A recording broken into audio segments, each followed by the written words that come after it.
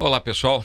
Esse é o Café e Barba, o nosso podcast, que não é só para meninos, é para meninos e meninas. E a gente fala isso porque, pelo nome, né, alguém pode confundir. Mas é porque nós dois somos barbudos, eu e o Alan, e a gente gosta muito de café. A nossa parceria é com Café com Aslan, então daí já dá para ver que fica ali na rua Ubaldino do Amaral, número 80, no centro do Rio de Janeiro, pertinho da Praça da Cruz Vermelha. E estamos aqui no nosso estúdio Café Cast. Fica no centro do Rio de Janeiro, mas não vou dar o endereço não. Você tem que consultar no contato que vai ficar aí, tá bom? Se você tiver vontade de conhecer, de utilizar os serviços, faça contato com eles. Eu sou Joel Teodoro, pastor da Igreja Presbiteriana, ali no bairro de São Cristóvão, na rua Euclides da Cunha, 210. Fica pertinho da Quinta da Boa Vista. Domingos, às 17 horas, eu espero você. E eu estou aqui com a Alan Cioli. Isso aí. Plantando a Igreja Presbiteriana Esperança, em Nova Iguaçu, que se encontra na Travessa Professor Vitorino Cardoso de Matos, número 168. O culto lá de manhã, 10 da manhã, e à noite, às 18 horas.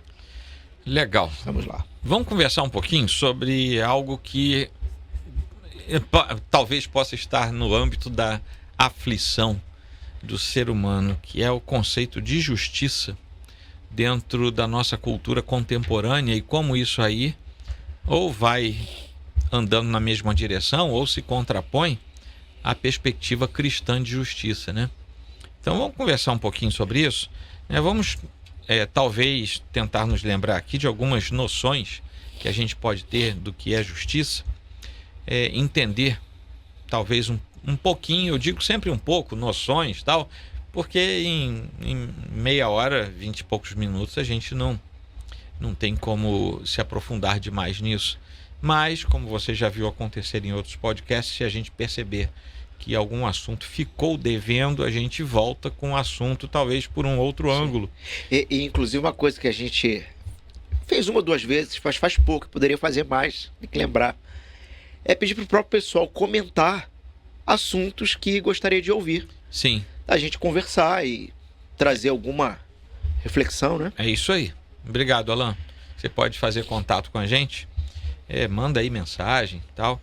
E curte, né, o nosso Instagram, o nosso YouTube, espalha por aí, tá? Porque a gente não tem aquele viés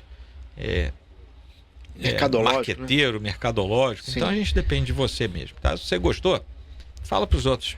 Mas não apenas para ver, mas para seguir, para curtir, porque aí vai andando junto com a gente. Ok, gente. Justiça em disputa, né? O que é justo, o que não é justo? Vamos tentar falar um pouquinho sobre isso, Alan? A primeira pergunta talvez seria uma definição, né, de justiça. Existem opiniões, existem achismos, mas eu não sou da área de direito, você também não é. Mas a gente tem uma noção, né? Sobre justiça, sobre o que é justo, correto e o que não é correto. Eu me lembro em um dos discipulados que a gente comentando sobre justiça de Deus, a gente ainda está desenvolvendo a ideia, mas apenas como exemplo.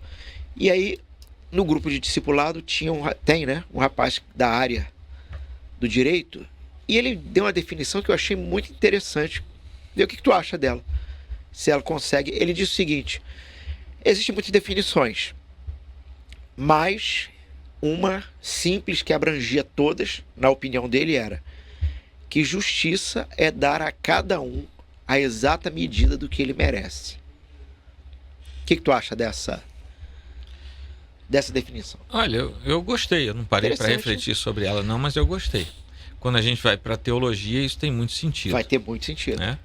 Porque aí a gente vai ver que depende realmente de Deus, da justiça dele, se aplicar sobre a gente. Né? A Bíblia diz que nós somos justos, mas em que medida é isso? É por causa dele, não é por causa da gente. Então, nós somos considerados justos porque o justo morreu por nós. Então, ponto final.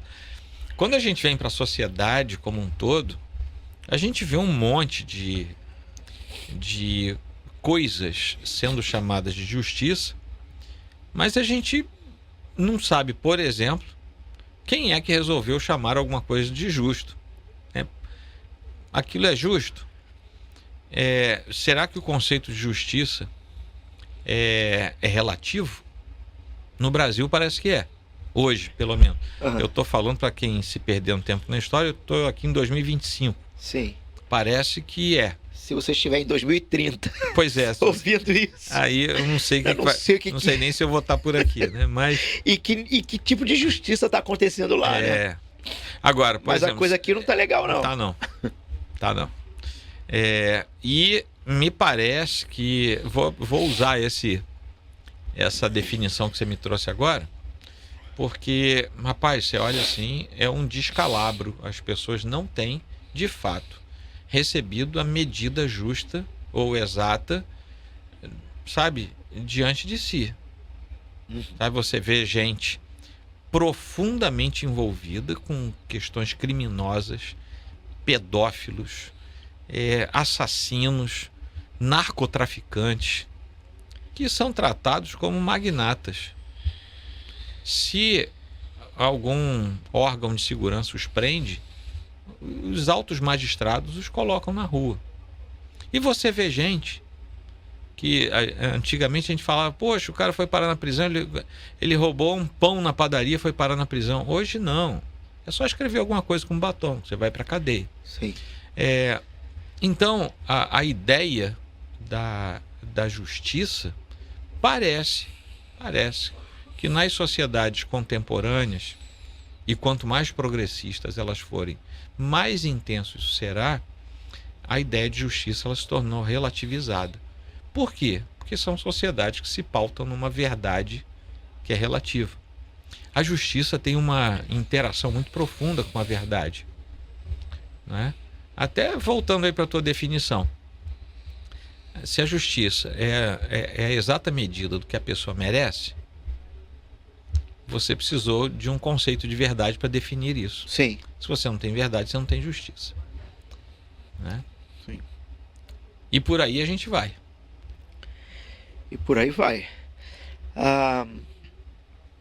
Existem várias noções, né, de justiça hoje em dia, né? Já notou algumas aqui: justiça social, retributiva, distributiva, restaurativa. Mas, no fim das contas, todas elas, né, esses segmentos vão estar atrelados ao que de fato é aplicado diante do que é verdadeiro ou não. E aí nós temos essas tensões e distorções. Relativismo moral, né? Ou seja, a justiça tem sido colocada a partir de opinião. A gente chegou a falar um programa sobre cancelamento, ou não? Foi. Já falamos sobre isso, né? Sobre o cancelamento que nasce de opiniões de pessoas, enfim, aleatórias. Uma frase que de vez em quando eu tenho usado com algumas pessoas é o seguinte: se você soubesse toda a história e a verdade contida ali, a sua maneira de lidar com A, B ou C seria diferente, né? Ou talvez pior. Ou melhor, quem ou melhor. sabe. É interessante a gente falar, porque o fechamento, né, o encerramento da nossa história é sempre a partir de um pensamento cristão. Essas noções de justiça que a gente tem são culturais, né? São contemporâneas. Sim. Porque, por exemplo, você não vai encontrar a noção de justiça social na Bíblia. Você vai encontrar justiça, né? Mas justiça social, tal, e essas outras denominações de justiça são criações sociais. Quero ser levado a pensar que com boas intenções, né? Não tenho certeza disso. Tomara. Mas, por exemplo, dentro da justiça social que você comentou, tem um negócio que está muito em moda hoje, são a ideia da reparação histórica. Cara, eu não tava lá, não vi, não fiz. E aí o cara quer que eu pague hoje. É um negócio assim de um troço tão abjeto. Cara, e vamos fazer o seguinte, vamos ser honestos então. Vamos combinar, o mundo inteiro vai fazer reparação histórica? Vai contar isso pro muçulmano. Vai? Mas beleza, vamos dizer que todo mundo aceitou fazer reparação histórica. Como eu falei outro dia para alguém, não lembro agora quando é que eu falei, isso vai parar lá em Adão e Eva. Porque se tem uma coisa que o ser humano fez ao longo de toda a história, é injustiça. É desgraça. Desgraça. Então fala assim, vamos fazer a reparação com os escravos. Beleza. Não teve escravidão só nos 500 anos das grandes navegações para cá. Quase todos os povos do mundo já foram ou escravizados ou já escravizaram. Aí você vai andando para trás, né? Os egípcios tinham escravos. Eu já tô lá em 2500 a.C., 2000 a.C. A gente tem que ir andando para trás, cara, até resolver todos os dilemas. A gente vai parar em Eva dando uma paulada na cabeça da serpente. Aí repara tudo. Sim. Não é possível. Sabe? Se você parar para pensar um pouquinho, tiver um lapso de inteligência, você vai ver que isso é uma coisa que foi montada, é uma narrativa montada. Mas esses processos de justiça, eles servem para denunciar a falta de justiça ou para criar uma injustiça, o que por si próprio já é uma injustiça, né? Então você cria elementos que parecem ser injustiças, que precisam ser consertadas, quando na verdade criou-se uma injustiça cuja narrativa é de justiça, e isso também precisa ser ajeitado. Por exemplo, não existe maior injustiça nas sociedades do século XX para cá, início do século XX, do que um Estado se tornar socialista, comunista. Não existe maior injustiça. Mas aí o que eles propagam? Isso é que é justiça. Todo mundo igual. Todo mundo igual. E você sabe que não é. Todos na pobreza. Você lembra você lembra, você é bem mais novo que eu, mas você chega a lembrar da queda do bloco soviético? Não. Não, né? Não. Que azar, rapaz, eu lembro. A queda do bloco soviético foi em que ano? Foi 89. Não lembro. Eu sou de 82. 89 para, assim, por ali. O que acontece? Quando caiu tudo, cara, os soviéticos viviam numa penúria, era uma prisão, né? Aí quando caiu aquilo, descobriram que todos os grandes líderes soviéticos tinham mansões nos Urais. Eles chamavam aquilo de dacha. Eram as dachas, que ficavam já próximos da fronteira da Finlândia. Os caras iam de helicóptero fazer compras em paraísos de isenção fiscal, tributária, e o povo lá, morrendo de fome. Então, isso é injustiça, mas justiça clara, clássica, que inclusive parece que, não sei não, viu? Passarinho verde diz que estão tentando implantar no Brasil. Mas olha só que curioso, a narrativa, o discurso é de que aquilo é que é justiça. Sim. Então você tem a injustiça de verdade e você tem a injustiça de mentira, que para ser consertada você comete outra. Entendeu? Você vai ter que quebrar alguma coisa no meio do caminho. É uma desgraça isso. Sim. O ser humano, ele se surpreende a cada dia. A justiça enviesada, não é? Por exemplo, a questão de crime, proporção de crime. Você me corrige se eu estiver errado, mas me parece que na Bíblia a justiça quanto a crimes era, por exemplo, um roubo. Então, se fosse aplicar hoje, né? O cara invadiu tua residência e roubou tua TV. Foi pego. Ele vai ter que devolver a tua e trabalhar para te dar mais uma. É mais ou menos por aí. Eu acho que não chegava a ser uma inteira não, mas tinha um processo de compensação. Sim. É uma forma de... Não é É simples. como se tivesse roubou a tua de 50 polegadas. É. Então devolve um de 50 e te dá mais um de 32 só para compensar. Só para compensar, É. né? E aí o cara que não queria trabalhar para ter a dele, agora Vai ter que trabalhar para devolver do outro. trabalha de... Mas hoje não, hoje você é lesionado, é lesado, perde o que vai perder, perde parente, o cara mata. E ele vai ficar lá na cadeia recebendo,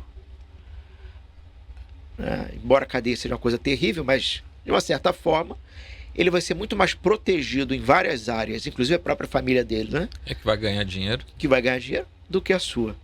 É. E o sujeito vai comer bem melhor do que a enorme maioria dos trabalhadores brasileiros, Sim. né? Bom, isso tudo aí tem a ver exatamente com o conceito de justiça, né, que a gente estava falando lá atrás. Se o nosso conceito de justiça é humano, quanto mais afastado de um princípio ético-moral que foi dado por Deus, menos justiça a gente vai ter. Quanto mais pós-cristão, anticristão é um elemento social que domina uma sociedade, tanto menos justiça vai se ver ali. Até porque, Alan, justiça é um dos atributos que Deus revela de si mesmo. Sim. A justiça de Deus é perfeita porque Ele é perfeito. E Ele é justo. Ele é totalmente justo, plenamente justo, né? A justiça de Deus, ela é curiosa porque ela vem junto com a misericórdia. Então Deus é totalmente justo, mas Ele é misericordioso. Então Ele aplica a justiça da forma correta. A gente não, né? A gente tem os nossos desvios aí. E a gente sabe, pela história que a Bíblia nos conta, história da redenção, que no final de tudo a gente vai estar diante de um Deus chamado também de justo juiz, né? Ele não precisa usar toga, né? Até para não macular a toga, mas ele vai estar julgando todas as pessoas e não vai julgar as pessoas pelos seus atos, vai julgar as pessoas pelos atos de Cristo que substituíram os atos dessas pessoas. Se a pessoa estiver em Cristo, os atos de Cristo validam aquela pessoa. Protege, né? Protege. E são esses atos de Cristo que esse justo juiz vai visualizar. Quem não estiver em Cristo não vai ter essa cobertura. E a justiça de Cristo não estará sobre ela. Portanto, ela vai ser julgada à revelia de Cristo. Sim. E aí se perde pela eternidade. Nesse domingo, uma das ilustrações que eu fiz lá do sermão, e falando sobre Jesus como esse substituto, esse que tem toda a justiça, não é? Eu fiz uma ilustração mais ou menos o seguinte: é como um advogado. Você tem uma causa e você precisa de um advogado, de um defensor, não é? Se esse defensor for brilhante e ele vencer, você venceu. Se ele for muito ruim e ele perder, você perdeu. Ou seja, você vai colher os benefícios ou a derrota do seu representante ali, né? Então Jesus, ele faz esse papel desse representante. Mas como ele é excelente, ele venceu. Como? Se a morte é o resultado do pecado e Jesus vence a morte, então ele venceu a causa. Isso. E os louros da vitória, que é dele, passa a ser de todos que ele representar. Agora, o indivíduo que não tiver ele como representante vai responder por si próprio. E é uma péssima opção, né? Uma péssima opção. Não conhece da justiça de Deus, não conhece da forma correta de agir, não consegue agir, né? Então, se o cara ele tenta se representar sozinho, ele vai perder. E vai receber a punição da perda ali da causa. Bom, isso tudo aí que você está falando nos mostra um viés correto daquilo que a gente precisa entender. Ou seja, a gente quer justiça, a gente almeja justiça, mas às vezes a gente se contenta com a justiça desse mundo, né? Que a gente acabou de falar aqui, que é altamente relativizada, depende das agendas ideológicas, né? Depende daqueles projetos de poucas classes dominantes, que diferentemente daquilo que Marx falava, não tem nada a ver com a classe burguesa, tem a ver com um engendramento ideológico que toma conta, né, de uma sociedade inteira. Mas tirando isso aí, a gente volta para as nossas lembranças bíblicas, né? Sim. O bom samaritano que viu a injustiça feita lá com o sujeito caído lá na beira do caminho, e ele vai promover o cuidado daquela pessoa por causa da misericórdia. É uma justiça que se assemelha muito à justiça de Deus, né? Que é um Deus justo e misericordioso ao mesmo tempo. Ou seja, é a compaixão, né? Mesmo sendo rejeitado. Mesmo sendo Que o rejeitado. samaritano ele era rejeitado, mas não se furtou de ser justo, É de verdade. exercer ali uma justiça. Tem outra maneira que a gente pode fazer uma autoconsulta, né? Para saber se a gente é justo ou não. É quando a gente silencia diante das injustiças, né? Isso pode acontecer, por exemplo, num cenário de igreja, cenário de família, cenário da vizinhança.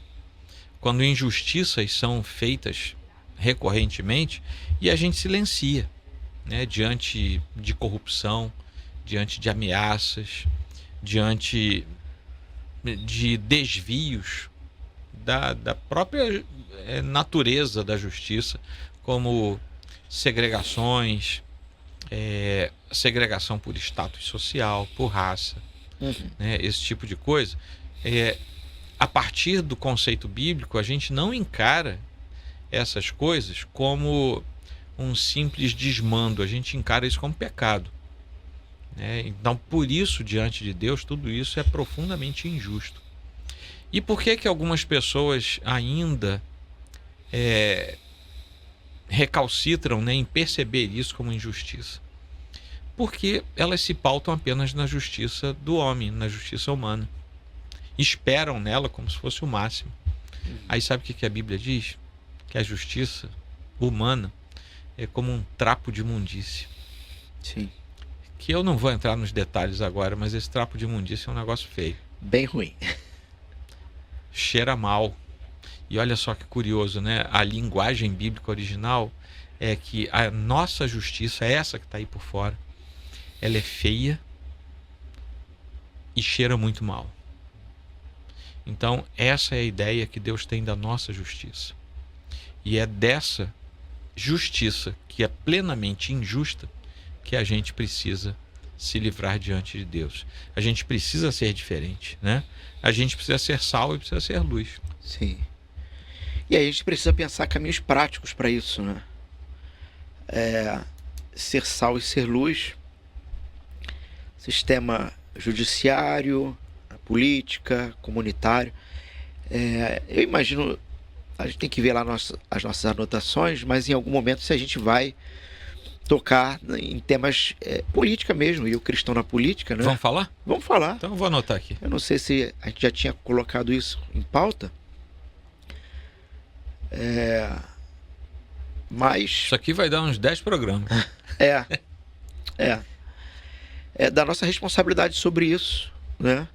A gente tem responsabilidade no voto, a gente tem responsabilidade em se posicionar, nós temos uma responsabilidade de sermos pacificadores, mas também temos responsabilidade na defesa,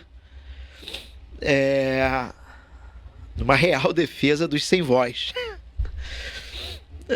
Quem pegou a referência pegou.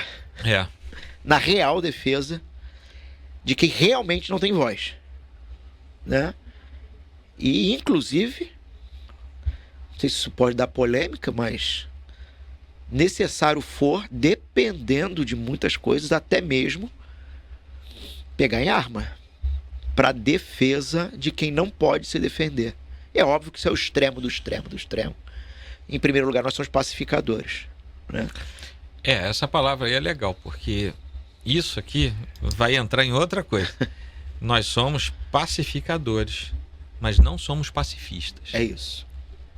Tá? Não podemos confundir essas palavras aí. Sim. Sim. Né? É isso. Estamos chegando ao final. Quer se despedir aí, Alan? Sim. Do nosso povo? Para a gente finalizar, então, pensando sobre tudo isso, é buscarmos sermos honestos, íntegros no nosso cotidiano,